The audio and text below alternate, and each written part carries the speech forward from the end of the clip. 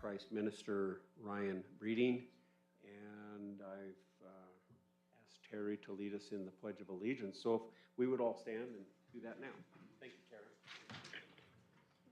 Starter. Allegiance to the flag of the United States of America and to the republic for which it stands, one nation, under God, indivisible, with liberty and justice for all. Go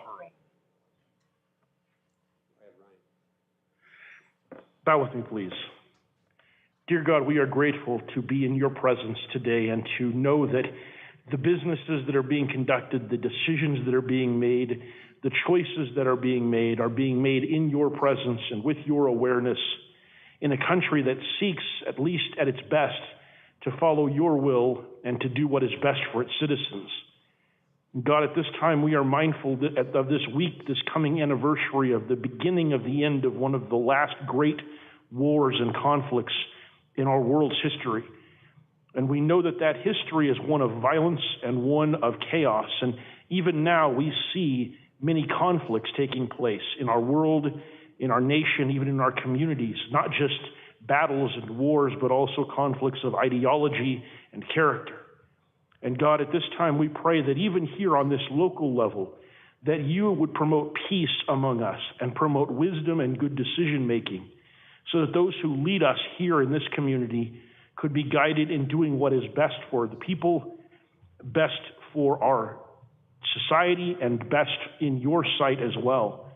We ask you to bless the decision-making here today, the deliberations here today. We pray that those would be done in a way that would bring honor to the people participating, they would be done in a way that reveals the truth of what is needed and what is not needed, and that they would be done in a way that ultimately is to the betterment of our community.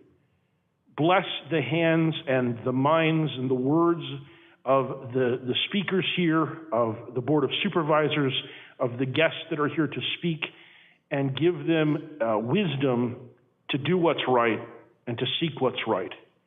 Bless us all, Lord, as we seek to be your children, as we seek to be carrying out your will, and as we seek to do what is best in this community.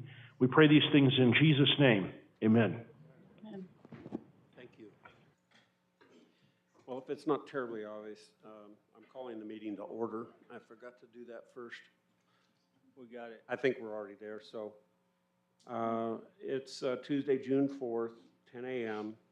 And so we'll call this meeting to order. And we're going to start with a presentation, item 2A. Erica Raymond has a presentation of public recognition of 6 employees through the County Spotlight on Employees program as follows: Estelle Velarde, Eric Mariscal, Alfonso Alvarez, and Crystal Singleton, Stephanie Johnson, and Taylor Cummings. Good morning, Eric. Good morning, Mr. Chair, members of the board. Thank you so much for allowing us to be here today. As mentioned, we do have 6 employees that we'll be nominating today. First and foremost, we have Estelle Velarde. Her Spotlight nomination read, "I'm happy to nominate Estelle for the Spotlight Award for her exceptional dedication and commitment to providing unparalleled community service. Her dedication extends beyond our community to encompass our partners and vendors. Her unwavering commitment to serving the low income, seniors, veterans, and the needy should serve as an inspiration for all. Her dedication to serving the community demonstrates the power of kindness and service, embodying the values we strive to uphold." This was submitted by Stella Gore. Estelle has been with Public Health and Community Services for almost 21 years. Estelle, did you want to come up?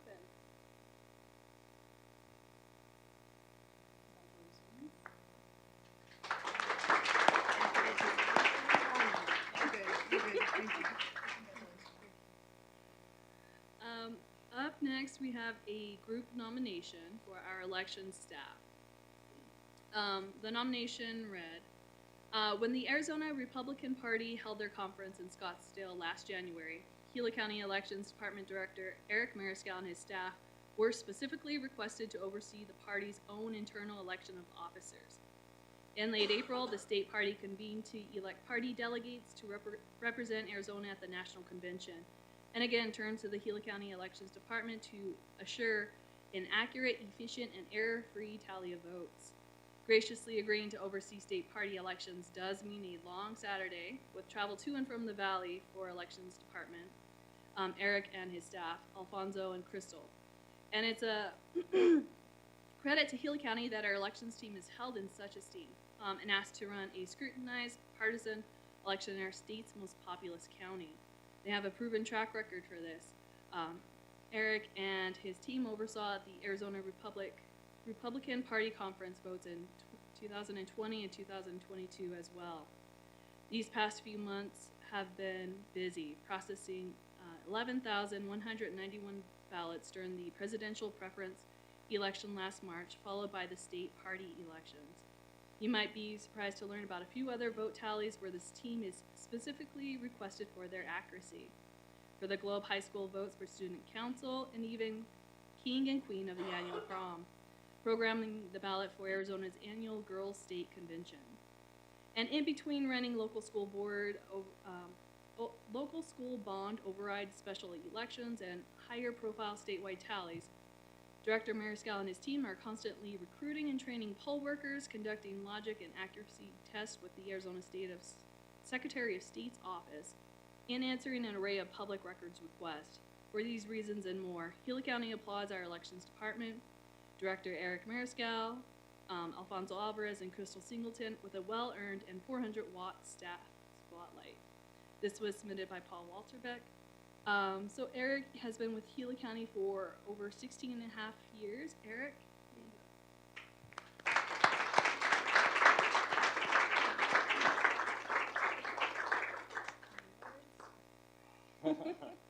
I'll keep it short. You guys got a long way to go, but thank you very much. It's a great honor, and I've got a good staff, and we always strive to do that best we can for the citizens and for the county. Thank you. Thank you very much.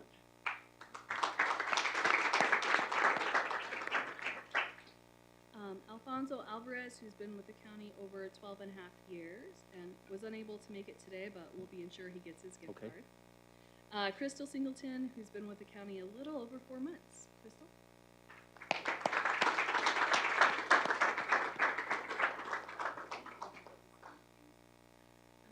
Thank you.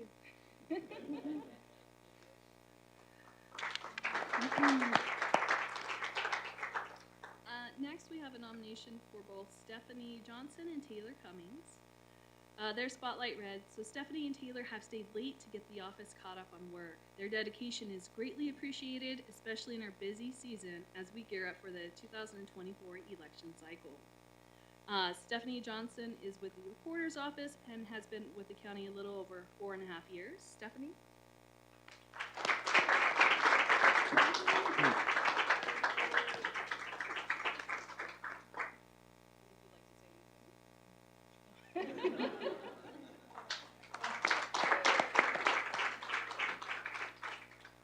And next we have Taylor Cummings, who's been with the Recorder's Office 2.5 years.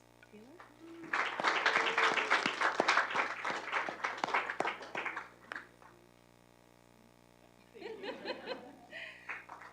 Thank you. And that does conclude our spotlights. Thank you, Erica. Any comments? Supervisor Humphrey?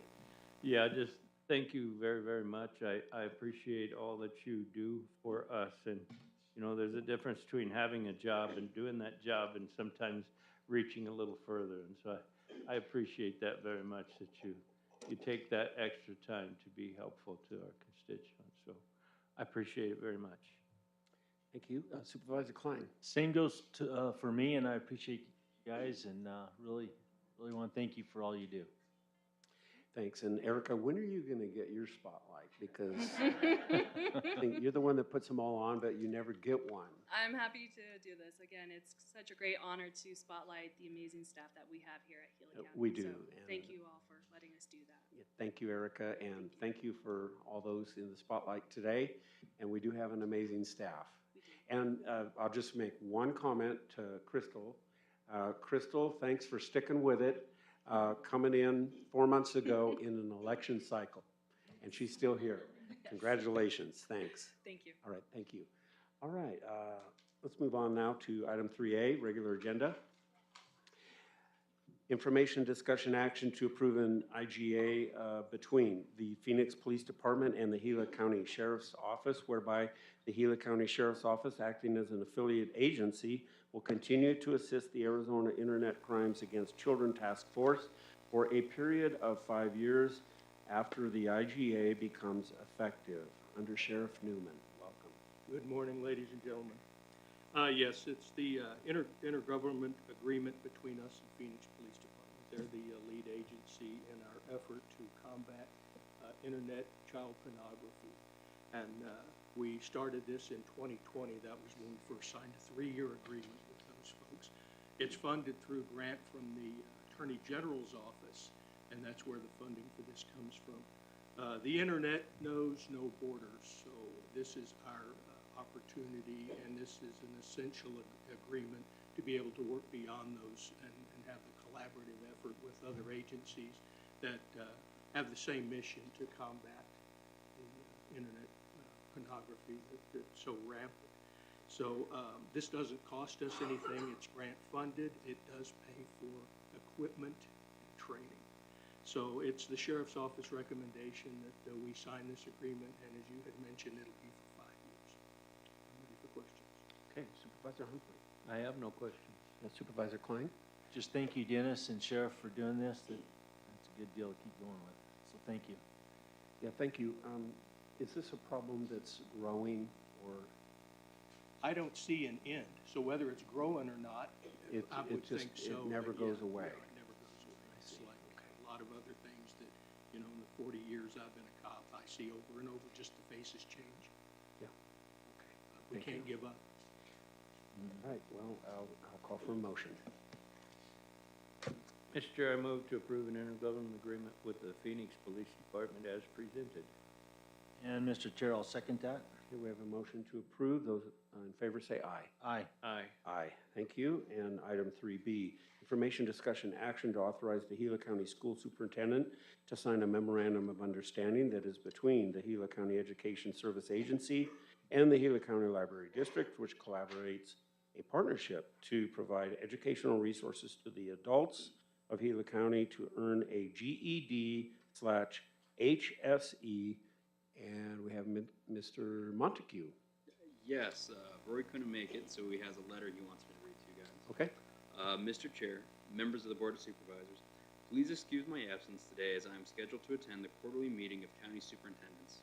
This memorandum of understanding between the Gila County Education Service Agency and the Gila County Library District facilitates our ability to expand our GED/HSE program by offering distance learning services to people residing in highly rural areas of Gila County via their local library. We employ a highly competent and successful distance learning instructor who will provide support and maintain contact with each student as they progress through the process. The process will begin with a test to determine academic skill level in various areas. The librarians will be trained to administer those assessments, tape testing. Students will subsequently begin engaging with the distance learning instructor to receive instruction and progress monitoring. Progress monitoring assessments will also be proctored by local librarians. When students are fully prepared to tackle one of the 5 final tests, they will still need to travel to Globe or ASIM. We would certainly like to be able to administer those tests through the local library, but the process to maintain those sites would be cost prohibitive. Nonetheless, we feel that offering distance learning instruction services that do not require extensive travel is a big step forward for rural residents. Thank you, and Elaine Bortuba of the Gila County Library District for supporting our expansion efforts to provide GED/HSC opportunities to all Gila County residents who desire a high school diploma.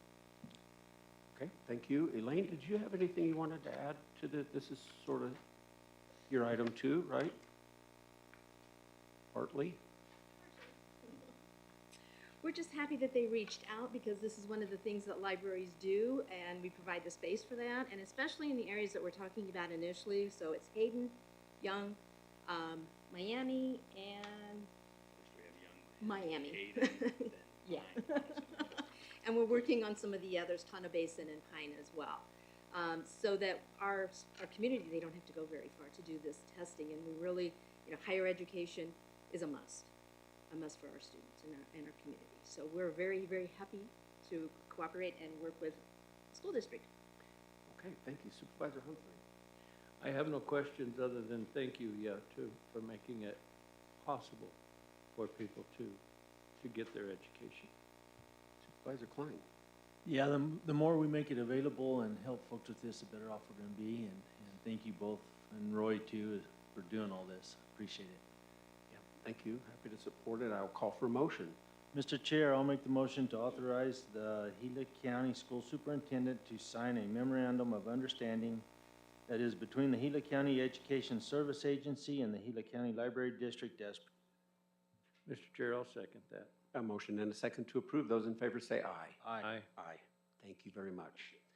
Item 3C, information discussion action to adopt resolution number 24-06-02, accepting amendments to the agreement of declaration of trust of the Arizona Local Government Employee Benefit Trust to extend the agreement and declaration of trust to July 1, 2044, and remove language regarding the location of the principal office. Good morning, James. Good morning, Mr. Chairman, Supervisor Humphrey, Supervisor Klein. This is our Arizona Local Government Employee Benefit Trust, our health insurance trust that includes 6 of the smallest counties in Arizona that we are in a trust that provides our health insurance for our employees. It's been very good. The ones that, our forefathers that entered into this were very wise, and it's been a very good vehicle to get affordable health insurance for our employees. This, we're in 20-year increments here for the trust to exist, concludes on June 30th of this year.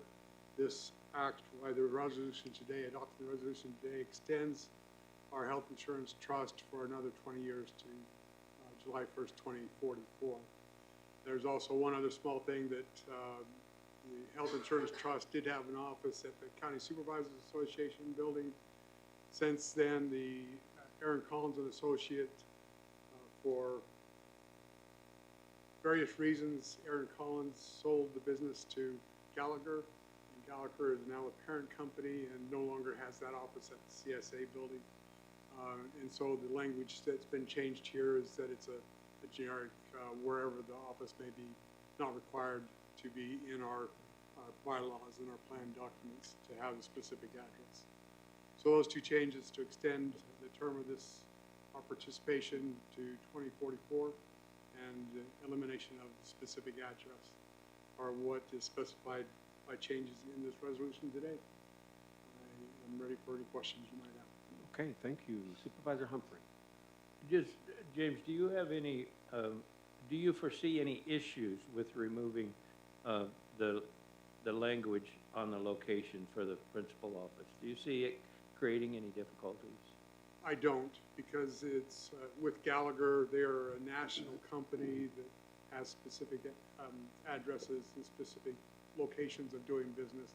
They are specifically in Arizona, and if they, for whatever reason, choose to move from downtown Phoenix to Globe, Arizona, we'll welcome it. We'll Globe, Arizona. Okay.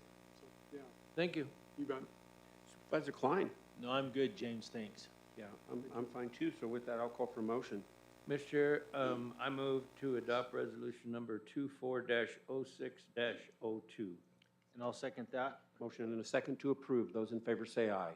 Aye. Aye. Thank you, James. Thank you. And Mr. Chair, if I may, we have a past supervisor here, Joe Sanchez, and I'd like to say thank you for being here today and just to acknowledge him for being a past supervisor and also being still very active in the community. Yeah, so good. Thank you Good. very much. Would you like to come up and say a few words? He's a past supervisor. Do just a few words. You bet. I never pass up a chance to. But really, yeah, it's a pleasure to be here, and I'm here with Phil Stewart, who's our new director at the Bullion Plaza Cultural Center and Museum, and he'll be presenting to the board later. But I want to thank the board for all that you do for our community. You know, I'm working with several nonprofits, one being the Clean the Cemeteries Committee. Oh, yeah, great. And you folks have been just really super helpful. And as we speak, the members of the, it's a forestry service group, and along with the inmates from our local facility, are cleaning up a couple of cemeteries, the Elks section and the Masonic section, and we're making that place look like a cemetery. It's been overlooked for so many years, so our committee is working with folks like yourselves, and we really appreciate the help from the county, and I worked with your dad for many years, Steve, and I really respected and admired everything that he did, along with Supervisor Salas and myself. So there again, thank you for all that you do in supporting our local nonprofits. Thank you, Joe. You bet. Thank you, Mr. Any more Chair. comments? Thank you. No, Supervisor Klein? No, I'm good. It's good to see you today. Thanks for being here. Good. Thank you for your gracious comments. Let's move on now to item 3D, information, discussion, and action to approve economic development agreement number 050-12024 with Bullion Plaza Cultural Center and Museum Incorporated in the amount of $10,000 that the board has determined to be for the benefit of the public. Maren Belling presenting. Good morning. Good morning, Mr. Chair. Good morning, Supervisor Klein. Good morning, Supervisor Humphrey. This morning we have Phil Stewart and apparently Joe Sanchez with us for, from Bullion Plaza to share with you their annual report and tell you what it is they do with the funds that you provide them so that they can help our community serve itself better. Mr. Stewart, come on up. Good morning. Good morning, all, and thank you, Maren. So, again, Phil Stewart, the new director and board president of Bullion Plaza, coming here to ask you folks to continue your support of our museum. As you can see by the first slide, you keep some very well company in regards to stakeholders. And going through, we just have a quick look at our mission and vision statement. So we're here to preserve and educate and engage the community and to promote Gila County. As you well know, Bullion Plaza is located at one of the gateways into Gila County from the valley. And so it's Bullion's Plaza intent to present a good view and to engage people as they come through and expound the history of the area, and then also to further promote all the other activities and businesses and points of interest in the county. Deliverables. So what do we give to the community? Well, hey, we give them exhibitions and displays and knowledge. Folks come in from all over the globe. And to give you an example of that, just in the last 3 months, we've had people in from Japan, we've had people in from Australia, and we've had folks in from Spain. So it's amazing how the reach of this organization and in turn Gila County gets out to the world as a whole. So this is one of the items that we deliver. And then again, another one is our partnerships and collaborations. We're very, very, very proud of these. And one of the biggest news items I can give you is recently we've had the privilege of gaining on our board of directors Dr. Richard Ramos, who will be the superintendent of Miami Unified School District 40. So Dr. Ramos joins our board and fills in a very important educational slot. So now in addition to culture, mining, ranching, now we have an educational component. So now we're looking forward to developing curriculum that would be relevant to K through 12, so we can engage more with all the school districts here in the county and beyond. So that's a huge asset for us. And of course, we also have great relationships with Cobra Valley Center for the Arts, Gila County Historical Museum, and the Gold Miami Chamber of Commerce. And again, some of our educational programs, our second Friday events, which happen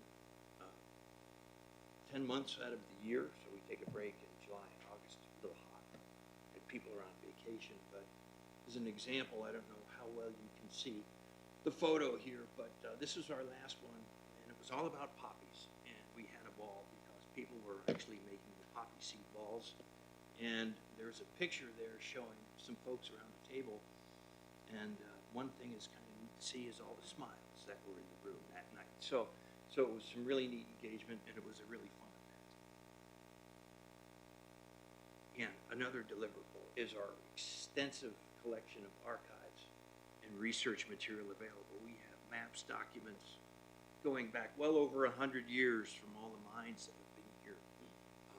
And we also have an extensive microfiche collection of silver belt newspapers going back from, I believe, before the 1900s. And our research assistant, Leanne Powers, is diligently digitizing all that microfiche so to make that available as well. So we're continuing to, as we improve the facility and can climate control some of these rooms better, we'll be able to offer these research items to different universities, not only in Arizona, but again, throughout the country. Community events, absolutely, we sure do. We have the Fiesta that's hosted there at Bullion Plaza. We do some work with the Globe Miami Chamber of Commerce, and the center picture will be happening on the 4th of July, the Old Town Fair, which will be right on Bullion Plaza. So we're looking for a very substantial event there. And then our online presence. So we're on all the social media platforms, internet, and our YouTube videos, again, are getting out to a global audience. And again, more community engagement. We have our volunteers. One of those rascals is sitting right there. So you always find Joe Sanchez knocking about the museum. And again, with educational, down the far right there, you'll see that one of our board members and docents is taking a group of school children through expounding on the virtues of mining, trying to ignite that spark in our youth. And again, just to sum it up, we promote, we engage, we educate, and we foster. We want to foster a sense of community here. And so a lot of the times we'll have groups coming in that tight budgets, and they need a meeting space. Well, can we use your facility? Absolutely. So we're always trying to give back to the community and try and stay relevant and be a positive force for growth here. And with that, I would like to thank you very much for your time. It's been a pleasure to sit here and speak with you folks. If you have any questions, I'd be happy to answer them for you.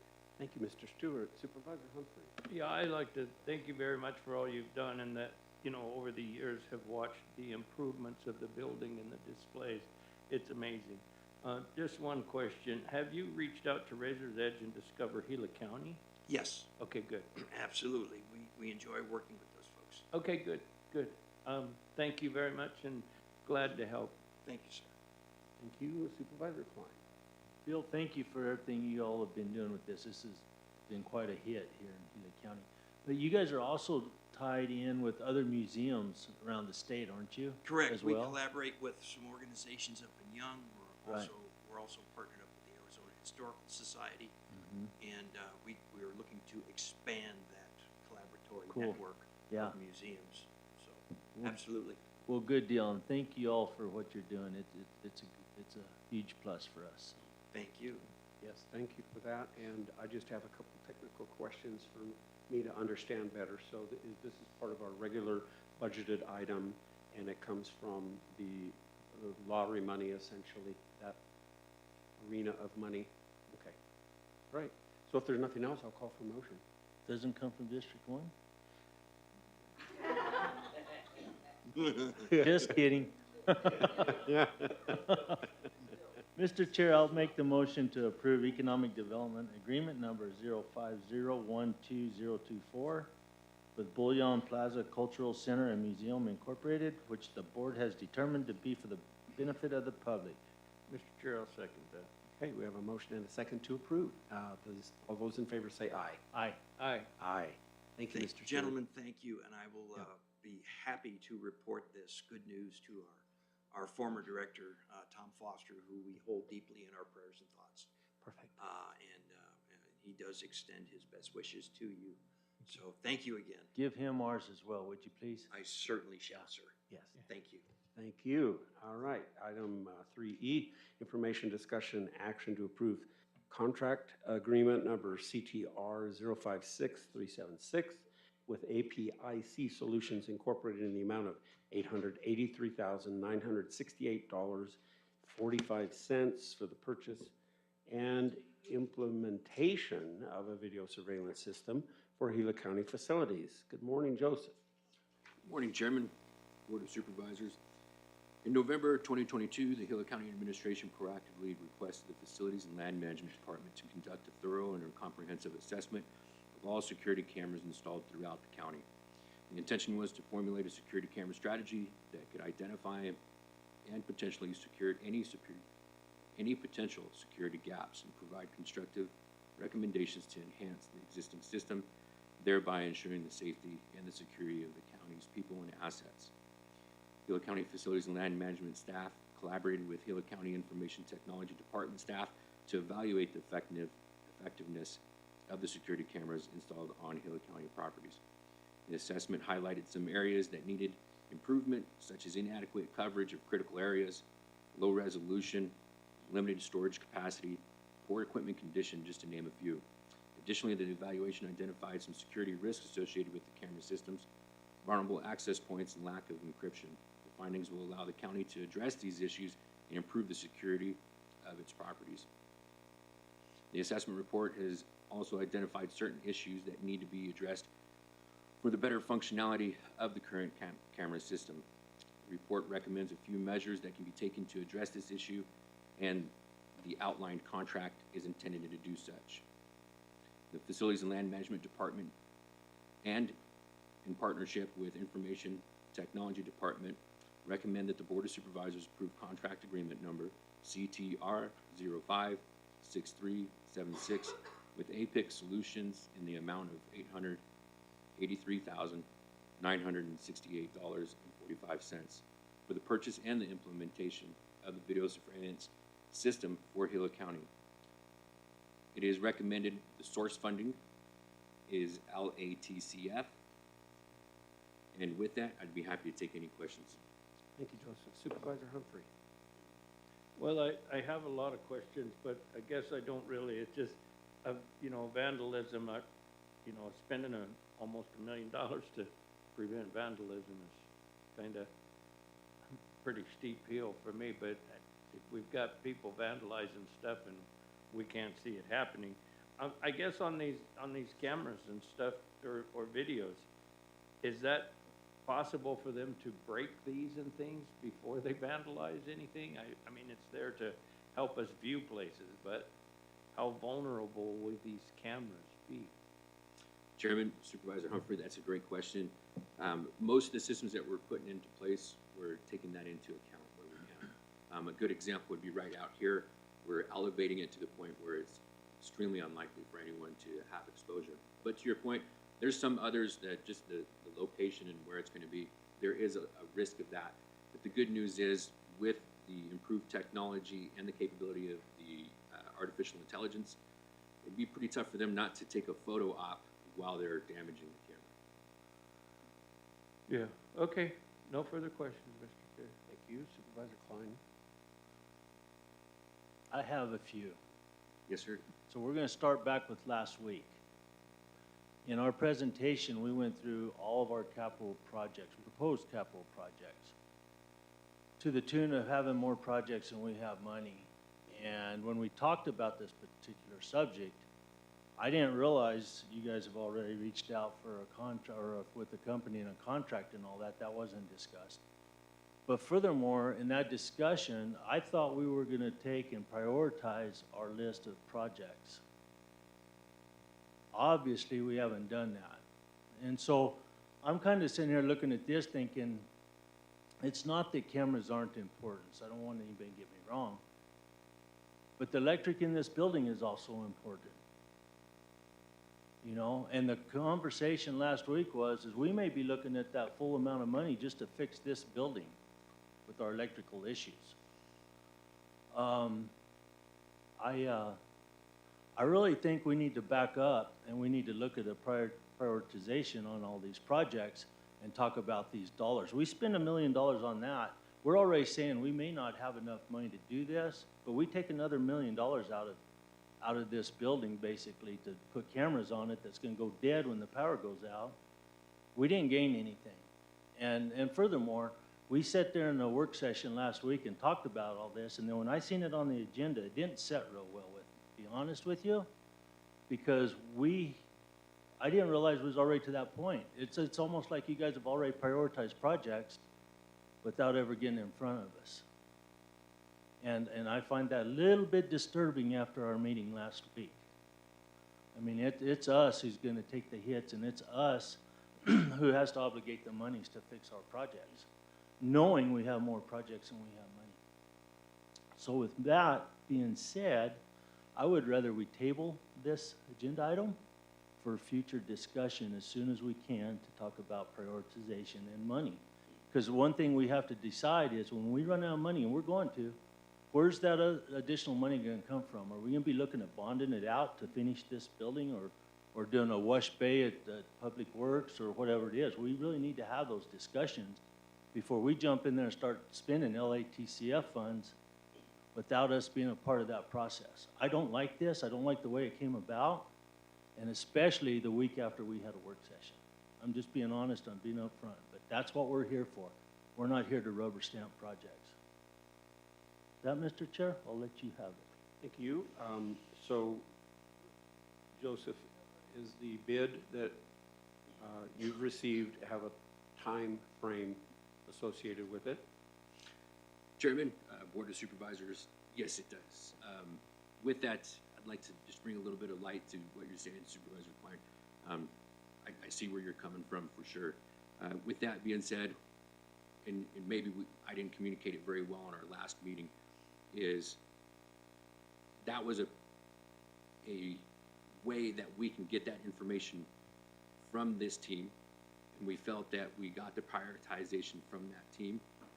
And then we had some deeper conversations to be able to see what is ready to execute in our top three. And unfortunately, that's something that I may not have communicated very effectively. So with that, would be happy to take a look at it.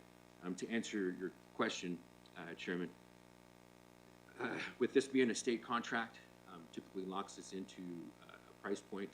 There have been several updates from the state contract, and those are increases in costs. We've been able to negotiate with this state contractor to hold this price after moving this forward a couple of times. With that being said, if we move it forward again, we will be looking at a cost increase with this project. Mr. Chair, if I may? Please. Yeah, that goes with everything though, Joseph. It's no different with whatever project you have. The longer it takes you to get it approved and done, we face that risk. We face it with this building, you know. We face it with a lot. But what I'm getting at is even though last week we had those discussions, someone along the way had already pushed through looking at a contract for this. This didn't happen in just a few days, I don't think, for these deals. So that's what really comes to light for me. And that's where I just say, hey, we need to time out a minute, back up, let's really take this serious and look at these prioritizations, because we don't have enough money to go around. We just don't. Roger that. Yes, sir. Okay, thank you. And so, is there on the schedule currently another work session regarding capital improvements? At this time, there is not. I know the administrative team, we've put together several of those lists, gotten some of the feedback. This will be one of the top 3 recommendations. So we're still refining that list. Mr. O'Driscoll, you have something to add? Chairman, members of the board. Yeah, we're going to come in front of the board every 3 to 4 months to do capital project updates. That's what we have planned for the work sessions. And as far as this item goes, if the county manager agrees, we could obviously table it, absolutely, and come back in front of the board for the next work session and present it again as well, if the county manager agrees. Mr. Chairman, members of the board, at this point, I don't believe that we need another work session. We've discussed these. We've discussed all these projects for a number of months. I believe that we just need to bring it to the board to take action and say this is our #1 project and list the 8 projects in order of priority and have you vote on that priority list. Is that what I'm hearing? Vote or change it or whatever? No, I mean, a vote to say, this is our #1 priority as a county, this is number 2, 3, and on down through 8, to have you take a vote on what your priorities collectively as a board. Is that what that's what I'm hearing, your recommendation? well, yeah, James, but Mr. Chair, if I may, even a little bit more entailed than that, it's like, okay, we take 3 projects like Joseph and Michael are kind of referring to, or all of them, however we want to do that, and we say, okay, we can fund the first 1, 2, 3, whatever it is, but where are we going after that? Are we, as a board, going to reach out and look at bonding to go ahead and finish these projects? Or are we just going to cut it off right there and hope for the best in the future? I mean, we need these discussions. I need these discussions. Sure. Mr. Chairman, Supervisor Klein, this is ongoing. It's a matter of every year there's going to be an allocation and an appropriation in your adopting of the budget. There will be an appropriation or an amount that's included for capital projects. And as we continue on, whether it's $1 million, $2 million, $3 million that is budgeted, appropriated, we just continue as we go on through the future, identifying what the priorities are and then attacking them as we go through. This is not, once we run out of the $5 million in LITCF money, it's not like we're going to stop. We're going to continue to prioritize and continue to allocate appropriate. We continue, one of the things that we've had the discussion since last week of saying, okay, these are the projects that were discussed, these are the were identified. Now let's go out and get grant dollars, additional grant dollars to pay for some of these things.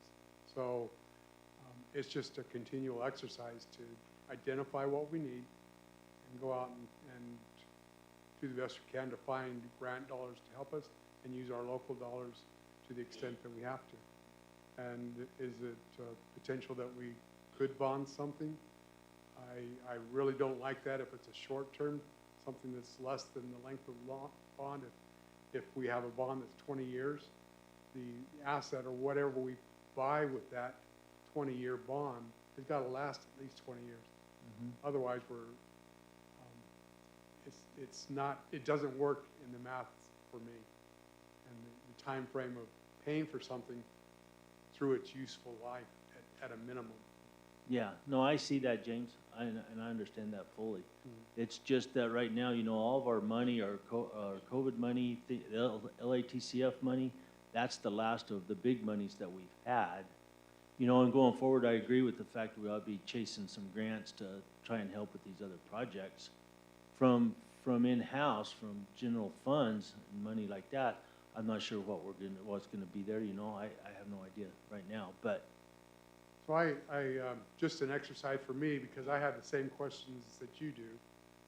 And so I go through, take the information that was given to us last week and put up a spreadsheet of what does all this cost and where's the money come from?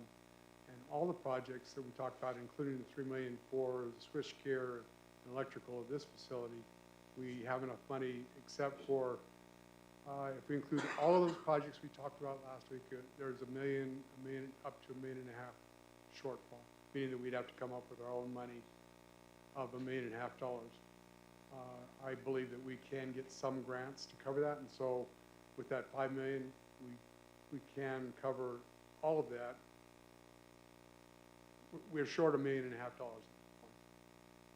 with the potential that we could go out and get grants to cover that $1.5 million. Yeah, go ahead.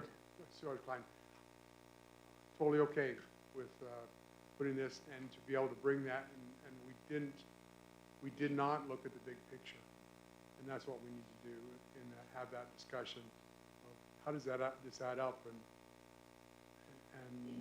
how does, well, as Supervisor Christensen, as you pointed out, that we've got to get to the point of a deferred maintenance where we've got huge costs that we've got $2 million cost for a roof and HVAC at Central Heights, $3 million plus additional costs for this building, and we've got to get over that hump.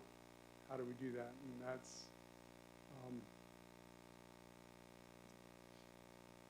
part of the LATCF money that helps us to do that. Mr. Chair? Yeah, I just go back to the fact that last week's discussion in this building that we're sitting in right here and the issues that are involved with that building, this building as you described, Joseph, is one, me personally, I can't overlook. It isn't just a matter if a camera doesn't work or whatever like that, but if these lights go out and you can't find the part to fix it, we're gonna displace a lot of people real quick. And I don't think that needs to be passed over. I think that's something that really, really, in my opinion, needs to be addressed. And that's why I say, hey, let's back up, let's look at these priorities. Whatever, however you guys want to do it. You want to roll it into an agenda with a list of what you think's good and let us look at it and vote on them? I'm good with that, but we need some discussions on this. We really do. Mr. Chairman, Sergeant Klein, is there a, am I reading wrong of what your intent is of how we prioritize the projects? What's your recommendation of how we prioritize? We get this building behind us as far as I'm concerned. We get this building fixed, I can work with the rest. That's my priority. I mean, we're sitting here on something that it goes down. We don't have the means readily available to fix it more than likely. And so to me, to having to be without cameras for a little while longer or better cameras or whatever, that's fine. We can live with that. But we can't live with something happening to this building or we can't work in it. That's my opinion. And that's why, and if you recall last week, I asked, I think you specifically, what's it gonna cost us if this thing shuts down for 3 or 4 days? A lot. And it more likely won't be just for a short duration. It'll be for a pretty lengthy duration. And Mr. Chairman, thank you, Sergeant Klein. And to get that, what the priorities are from each of you as a collective board is what we need to have to act on and to put allocate the dollars based on your approval as a board is why I think we need to bring it back to have you vote on that priority list. You know, I was proud of the list, James and Joseph and Michael. Everything on there is legit. Everything on that list is legit. I mean, we have big issues still at the fairgrounds. I mean, we have issues at Apache Boulevard. They're all legitimate issues. But we got to tackle it right. We really do. I'm done. Okay, thanks. So what I'm hearing, and I'll ask you again if you have any more input, what I seem to be hearing and I agree with is that we need a list presented to us in a risk assessment order. In other words, this should be number 1, 2, 3, 4, and all of that. And we're going to come up short, and we need to know what we can sacrifice and what we can't. And I think that's a little bit of how we ended the meeting last week, because Supervisor Klein did leave just before all that was discussed, was that we would be presented with a list of the priorities, and I think that is the main complaint here today. That's what I'm reading. So this is one of your recommended top priority lists for the county. And so I'm going to wait for a motion to see what direction we're going to go, but that's what I'm reading, is that the supervisors need to have a little more input on the situation as it exists today. Right, Supervisor? Well, I would just say if a list comes to us of priorities, I understand priorities, but why is it a priority? And I understand if this building goes down, it's going to be a big crunch, but maybe we don't have a bid or something in place. That's why we're putting something else further up the totem pole than that. So with a priority list, perhaps why that's in the category that it is. And, you know, maybe the electrical will be number 5. That's okay that it's number 5. It's just, why is it number 5? And these seem to come up higher on the list, I think would be helpful. Mr. Menlove. Mr. Chairman, I give a personal experience here of why this is a priority to me personally, and that I was a finance director for Navajo County. And there was an occasion where there was a court case, child custody case, and 2 women tragically lost their lives because they were shot, because the result was an action by the courts that did not make one person happy. And while the video cameras are not an end-all to ensure the safety of employees and constituents that use the courthouse, it is an important piece of the puzzle to help ensure safety. And so that's why, if we're bringing this prematurely, there are reasons that we have the security cameras, and right now they are so poor that they do not provide any safety or help to ensure any security to our employees or to residents that utilize our services. That's if we've jumped the gun, it's my fault, but just possibly from a personal experience and tragedy that being there at that courthouse at that time when 2 women tragically lost their life is significant to me. Mr. Chair, and I understand that, James, and I don't disagree with, like I said, all these projects are legitimate, every one of them. But we only have a little over $5 million LATCF funds. We have more than that in projects. I know you said $1.5 million, but we got like 2.4 million waiting for us at the fairgrounds. And in electrical again, just to bring it up to standards to be more adequate to rent out. And so we have $3 million that's sitting on the table for this building that we all agree, Mr. Humphrey brought it up, you tear into an old building, it might end up $10 million. We don't know. And so we just have substantial projects and not enough money. And so. We are, Mr. Chairman, Sir Roger, fine, we're working on a larger package to bring to you in the future that will address some of these more significant projects. Yeah, we are working collectively to address the big picture. Okay, good. Are you good? Supervisor Humphrey, you okay? Yeah, I'm fine. Any more to discuss? Michael? Not this time, but if the board so chooses to table this item, we'll make sure, Joseph and I will sit down and make sure that we be more specific on the list that we gave last week during the work session, as far as the reasoning for priority, prioritizing each individual project. And we'll bring that in front of the board, and we'll receive your feedback and go from there. Thank you. And with that, I will entertain a motion on item 3E. Supervisor Klein, you want to make the motion? Absolutely. I'll make the motion to table 3E until further notice, or next meeting, whatever it is. I'll second that. Motion and a second to table item 3E. All those in favor, say aye. Aye. Aye. Aye. Okay, thank you. We'll proceed that way. Thank you. Item 3F, information, discussion, action. To approve amendment number 2 to contract number 072721, sub-grantee for project management health disparities with Wowza LLC to extend the contract term for 1 year from July 1, 2024, June 30th, 2025, and decrease the contract amount by $175,000 for a new amount not to exceed $375,000. Good morning, Josh. Good morning, Chairman, Supervisors. So originally, we took this contract out to bid. We had one bidder, a bidder out of Payson, Arizona. We had staff members that were working on this with the contractor. We created a opioid dashboard on our website now that shows our opioid deaths and fatalities and some other health disparity information. And we have our naloxone ordering and distribution system on that website. Over the course of the 2 years that we got this Department of Justice grant, the employees that I had on that grant went on to promotions to other positions. With 1 year left in the grant, it didn't make sense to hire anybody new.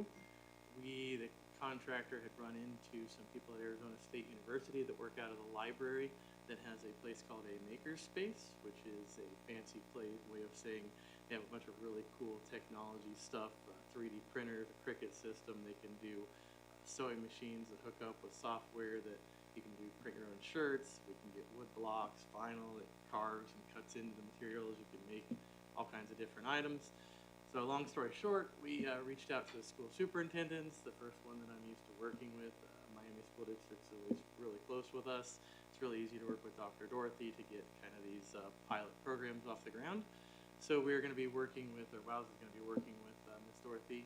They've got a classroom or two set aside for us, where we're going to have all this 3D printing equipment, all the supplies, everything you can do to kind of bring technology to the youth. Ways I can do that is, you know, anytime I have extra money, if I can help out the schools with something, that's always like a first priority. So some of these money is fun when we can do these kind of activities. And so we'll be doing a pilot program in Miami where we get this off the ground. Like I said, all the equipment, the prices, the technology, the contracts to have the software in place, as well as all the wood blocks and the vinyl and the clothing and the shirts and everything that they need to let the students do whatever they want to do with the space. And then we'll use our staff on the grant and the contractor to help kind of get the teachers now off the ground with the space. And that's what we're doing. Thank you, Josh. Supervisor Humphrey. Yeah, just one question. I guess I think it's great to work with the youth. Thank you very much for reaching out, like I say, for some of this extra money and things that other departments aren't using. You're great at getting it to Gila County. I was just wondering about some thought in the themes of some of the prints that the students print on their shirts.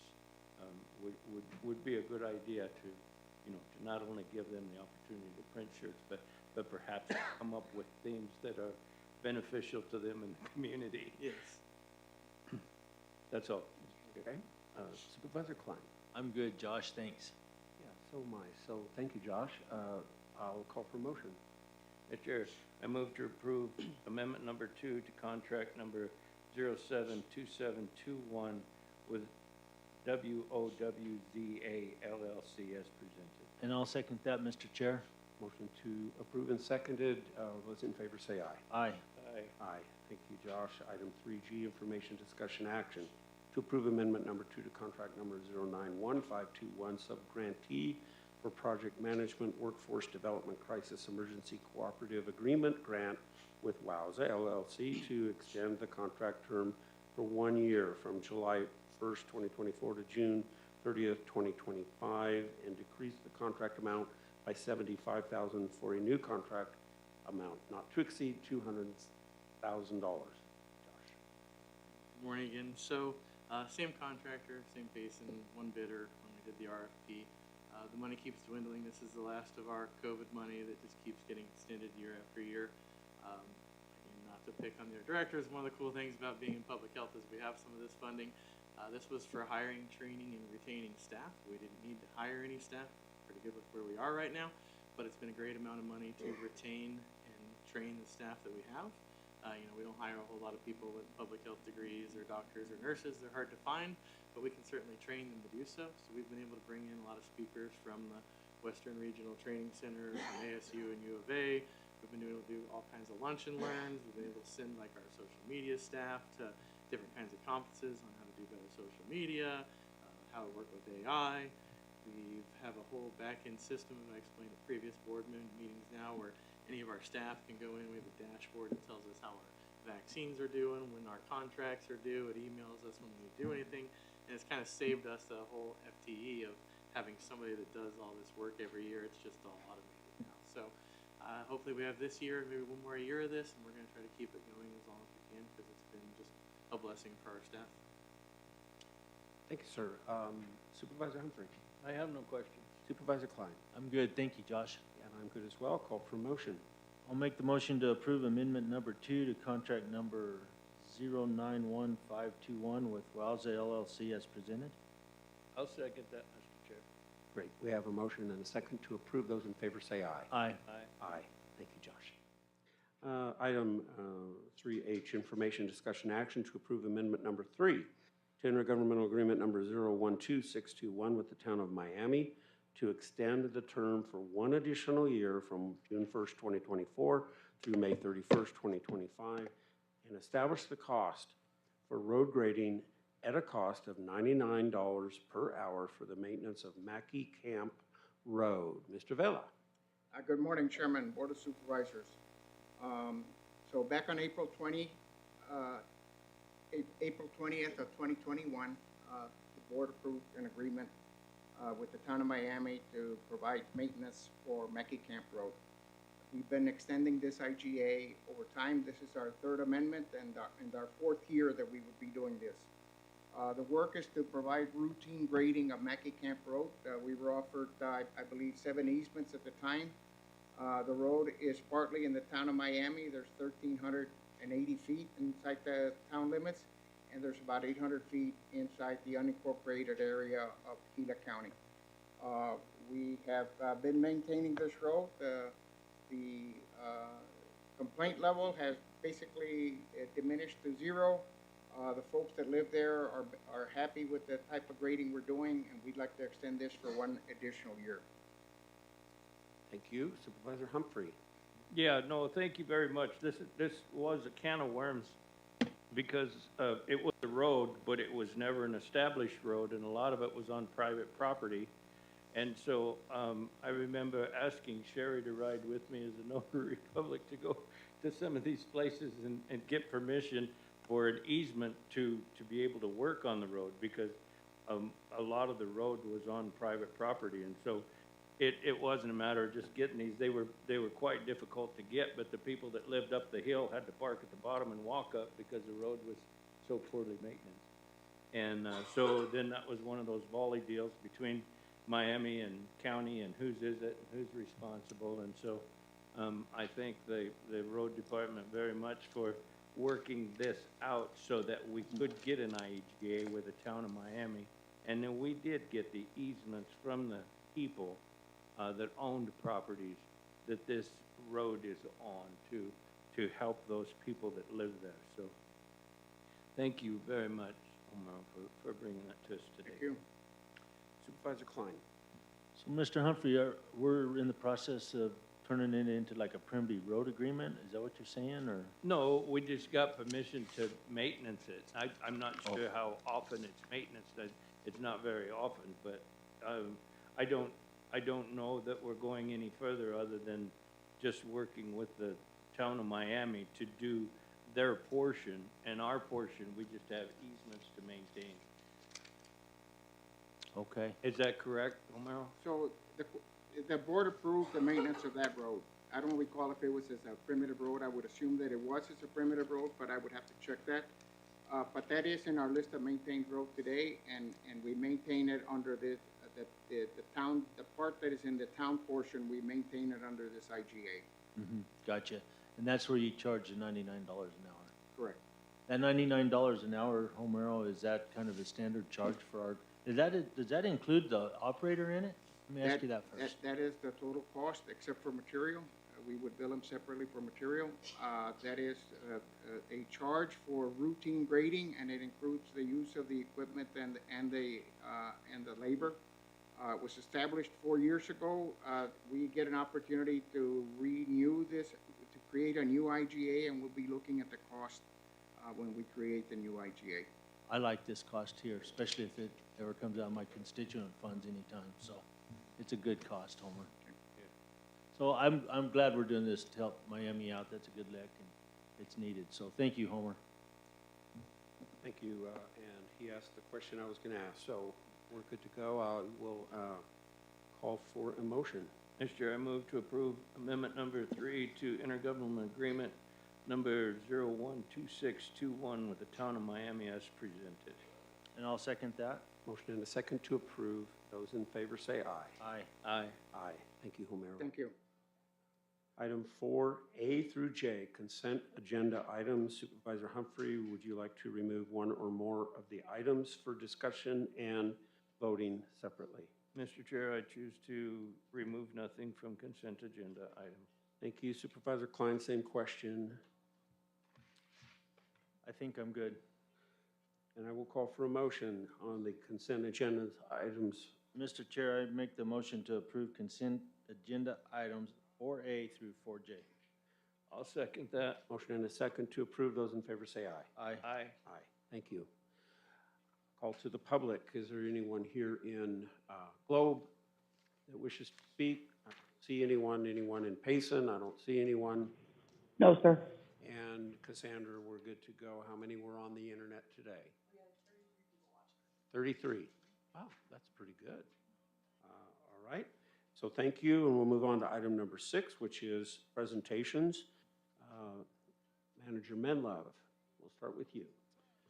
Mr. Chairman, members of the board, was able to end of last week, take a tour of the Hill Street School construction project here in Globe. That is coming along very well. They are doing sheetrock and taping and texturing some of the rooms, but that is a project to create 64 new housing units for seniors. A lot of them, some of them low income. So it's a great project. It'll be a beautiful building when it is completed. And very excited about the prospect of 64 new housing units in this area. Also, to maintain my license as a certified public accountant, I'm required to have 80 hours of continuing education every time I have to renew my license with the Arizona State Board of Accountancy. And so this coming week, I will be spending several days going to class, going to school for accounting. That sounds thrilling and exciting, but a necessary evil, I guess, to maintain certification as a CPA. So that's it, Mr. Chairman. Thank you. Thank you. Supervisor Humphrey. Yeah, we do have that program to help employees further their education. Are you a part of that? I am. Thank you very much. I really appreciate it. Okay. Yeah. Okay, I'm up. You're up. Okay. Did an interview with Fox 10 News on the bridge. It turned out pretty nice. Attended a District 2 team meeting. Was on KIKO on Monday the 3rd at 9:30. I attended a meeting with Tri-City Sanitation District and Senator Kelly's staff yesterday, but the staff was really, really late, so I didn't get to make the meeting because they were several hours late and I had other obligations.